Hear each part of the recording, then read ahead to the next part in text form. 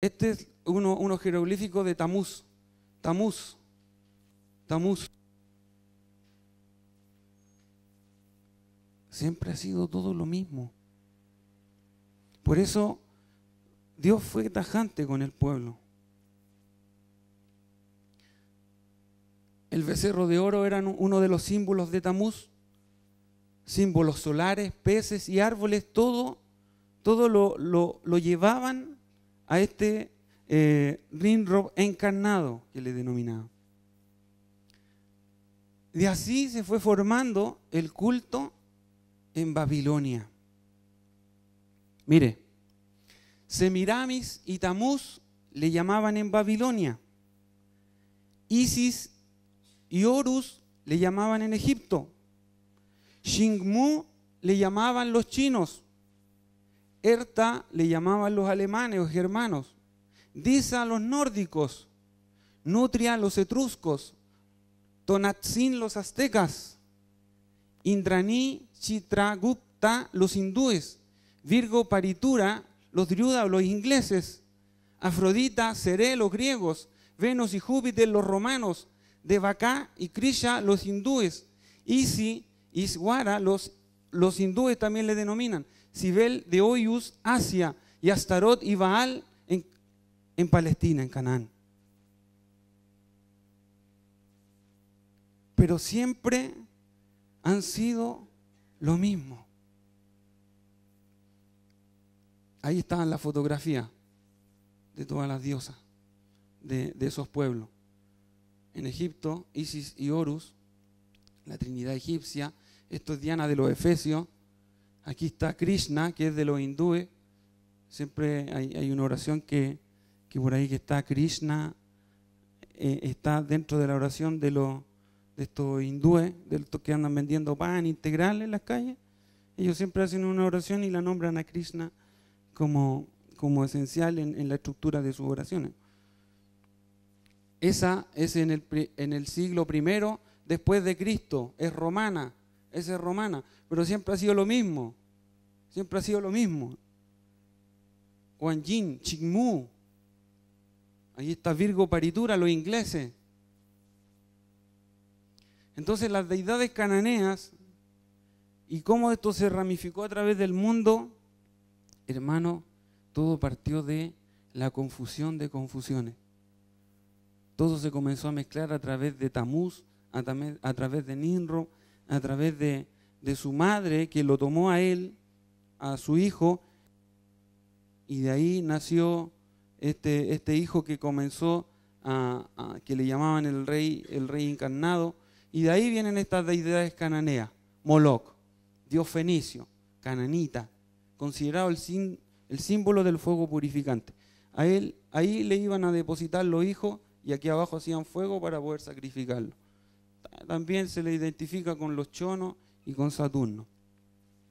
Ahí una imagen de cómo adoraban en Canaán y en Babilonia a este dios Moloc.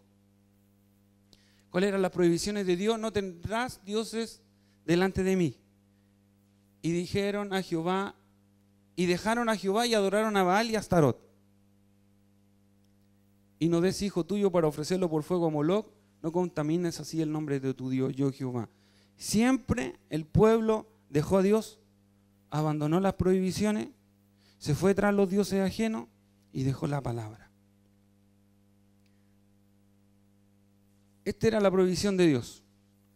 No sembrarás tu viña con semillas diversas, no sea que se pierda todo, tanto la semilla que sembraste como el fruto de la viña. No ararás con buey y con asno juntamente. No vestirás ropa de lana y lino juntamente. A veces nosotros pensamos que Dios es extremista,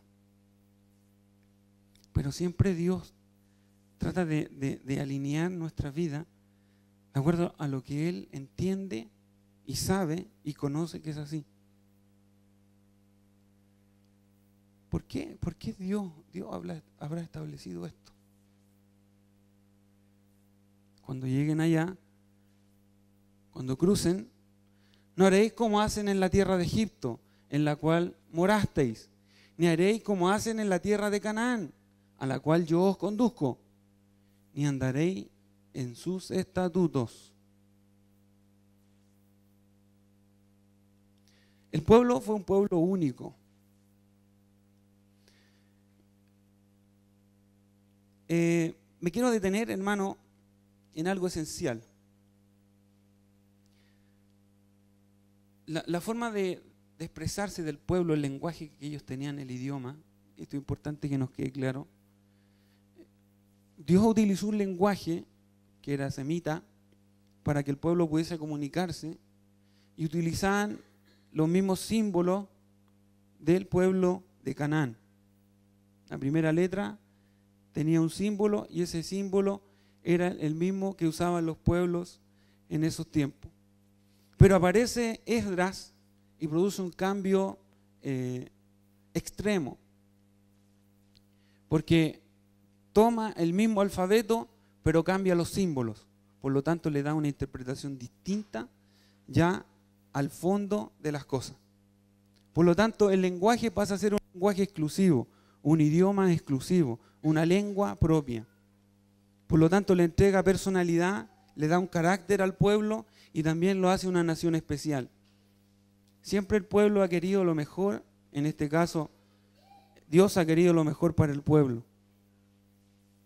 Me acuerdo que una vez el Señor me daba un mensaje que era bastante interesante y decía que el pueblo no tenía que tomar nada de lo que pudiese provenir del occidente.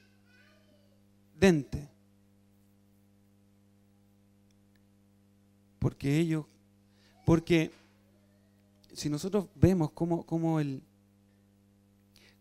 se ha mezclado todo esto, cómo el pueblo entró en esto, cómo el pueblo comenzó a no dilucidar las cosas producto de su error. Por lo tanto, ellos no debían actuar como los egipcios ni tampoco como los cananeos. Eso es importante. Por lo tanto, hubo un peligro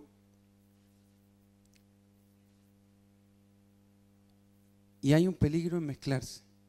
Y hay un peligro en la combinación, en la mixtura, en perder la naturaleza, en perder nuestra esencia, en sobrepasar nuestros principios.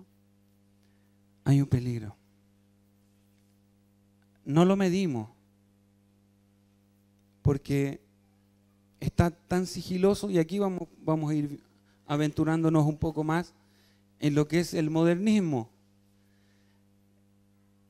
La esencia de esto es que es un modernismo doctrinal negando las doctrinas fundamentales de la fe bíblica.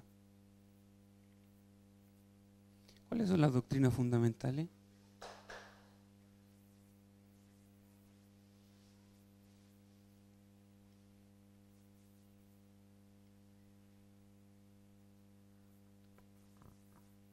Hebreos capítulo 6, no sé si han leído por ahí.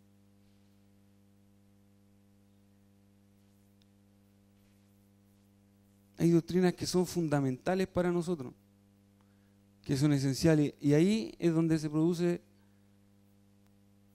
una negación ante esas doctrinas. ¿Cuál es lo esencial en nosotros? La fe. Doctrina fundamental de nuestra fe bíblica es que debemos creer en Dios. Aparte de negar las doctrinas fundamentales, el apóstol Pablo luchó mucho contra una doctrina fundamental que estaba haciendo a través de los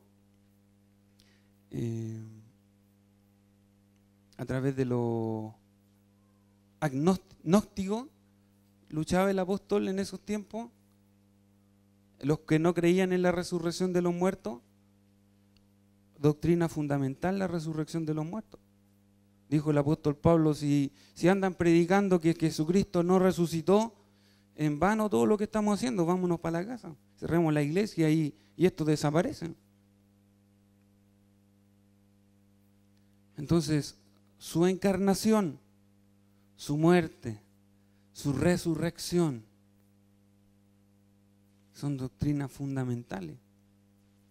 Y un sinnúmero de doctrinas más. Incorpora reflexión teológica y la crítica escritural. ¿Qué quiere decir esto? Que el hombre puede ir a la Escritura y poder refutar lo que está ahí. Y poder criticar lo que ha sido inspirado por el Espíritu.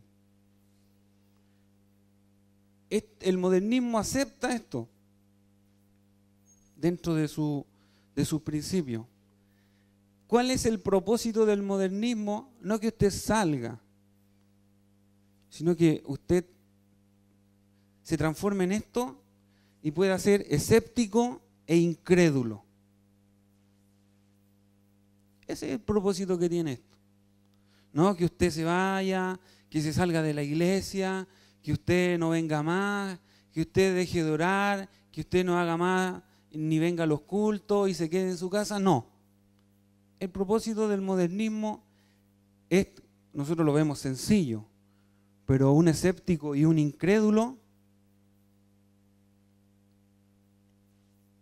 es lo mismo que esté afuera.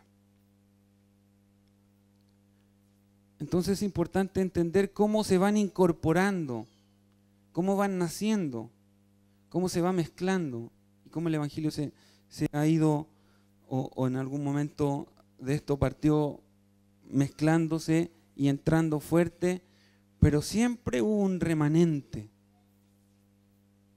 Cuando la iglesia decide mezclarse con el Estado, con los gobiernos, hubo un grupo que no estuvo de acuerdo con esto. Y tuvo que salir de las iglesias, sobre todo cuando comenzaron a ingresar las imágenes a las iglesias, sobre todo en las iglesias apostólicas en esos tiempos, en esos años. Se desprende una rama de unos hombres, de un remanente, que no aceptó la mezcla, que no aceptó cambiar la esencia fundamental del Evangelio y salieron de las iglesias y tuvieron que huir a las montañas. Los gran denominados montañeses. Huyen, entre comillas, con todo el culto cristiano, verdadero, con todas las doctrinas fundamentales, y en medio de las montañas, en las cuevas, el remanente adoraba y alababa al Dios verdadero, cuando las imágenes y el Estado ingresó a la iglesia. Y de ese lugar nosotros entendemos que el Evangelio ha llegado hasta nosotros porque ese remanente pudo permanecer fiel a sus principios. Eso es un cristiano moderno. El neomodernismo amplía aún más la crítica bíblica. Rechaza la inspiración verbal y plenaria de la Biblia. Y algunas falsas corrientes, el ateísmo cristiano, mire, pues hermano, el ateísmo cristiano, la nueva moralidad, la teología de la esperanza y la teología de la liberación. Falsas corrientes que provienen del neomodernismo. No sé si usted ha visto algunos videos por ahí en donde toman la Biblia y la tiran al suelo y la pisan y hacen lo que neomodernismo.